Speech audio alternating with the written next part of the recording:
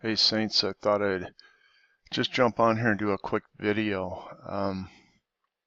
Last 3 or 4 weeks, I guess, I thought it was kind of a fun sport to watch the near daily press conferences that Sean Spicer had been doing, just because in a little bit it's over the top, but they're very candid and they're pointing out the media bias and a lot of the things that I guess, at least half the country might have had some concern with the last 8 years. And so it was interesting and fun to watch those. And I think I would have to say, just personal opinion, a lot of good moves have been happening here in terms of restoring the economy. Look at the stock market, working to address international concerns. It sounds like we're getting a lot of outside support from other countries with some of the agenda that the new administration's got. And so a lot of that is very, positive. And yet, as I've said in a bunch of my prior videos, regardless, it doesn't change the timeline that God is on. And so I keep whirling around in my brain, how does this fit in? And just two things are going on right now. One is a very direct threat. I think it was a 4-star general yesterday, and it's been somewhat reaffirmed by the other comments of the administration that they're not going to tolerate Kim Jong-un, who failed launched another missile, I think it was last night. And if I remember right, Brother Patrick Winfrey even had, I can't remember if it was a dream or a vision of a map, and it was the Korean Peninsula, and he saw a bomb going off over the peninsula. If I remember right, he said that that was kind of a trigger for the rapture of the church. And so when I saw that last night about a very direct threat from a 4-star general that they're not going to tolerate that anymore, I just thought, man, that maybe it's coming close. And then I got to bring up what's on the screen today. So I just got done watching this live news conference. King Abdullah of Jordan is here at the White House having meetings with President Trump, and they came out, and it was a very uplifting kind of a deal because it sounded like they truly appreciated the role the other one was playing, especially in the Middle East region.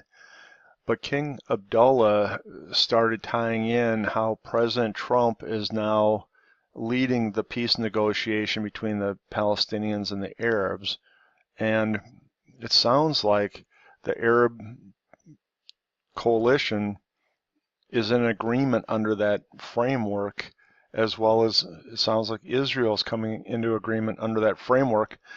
And it just, well, listen to this video here. I'm just going to play a minute and a half and see what you guys think. All the challenges that we face in the world, the role of the U.S. is key to all the issues that we have around the world. But it's not just the fact that we should expect the United States to do all the heavy lifting. The heavy lifting has to be done by all of us in the international community to support the United States in being able to translate that vision into the right direction. So there's a lot of responsibility for all of us in the international community to support the President, the administration, and the American people to bring brighter days to all of us. We are very encouraged with the President's determination to support Arab and Muslim states in their fight against terrorism. But it is not only the fight of terrorism inside of our societies, but we as Arab Muslim states standing behind the international community in being able to defeat this international scourge. So I'd suggest, maybe go back, take a look at that press conference and see for yourself what he's saying. He's also, in a different part of the clip here, giving President Trump the credit for brokering the peace initiative between the Palestinians and the Israelis. And so And that's what you expect. Trump has made his whole career about deal making. He wrote that book, The Art of the Deal, all this type of thing. So, that all kind of fits that this would be a challenge he'd be up for. But I just think it's interesting how, at least the way King Abdullah pitched this, is that they're all falling in behind the U.S. leadership in brokering the global peace initiative, but specifically the Palestinian-Israeli peace deal.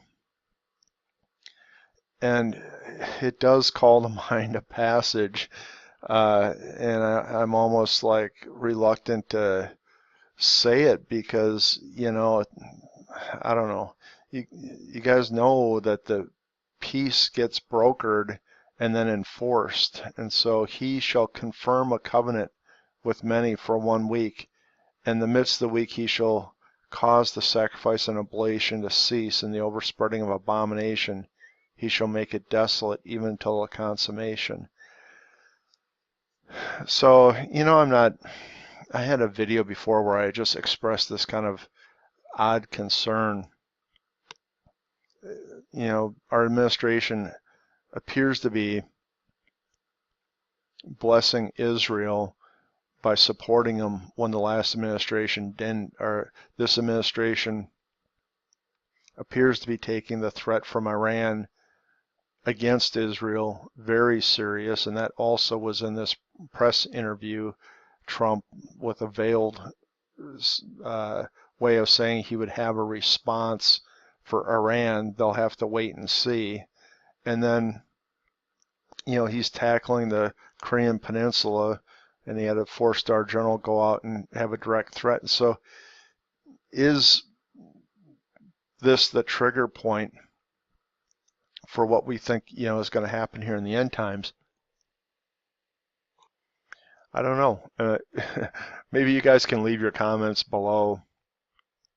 As soon as you bring up these passages, of course, you start talking about the Antichrist.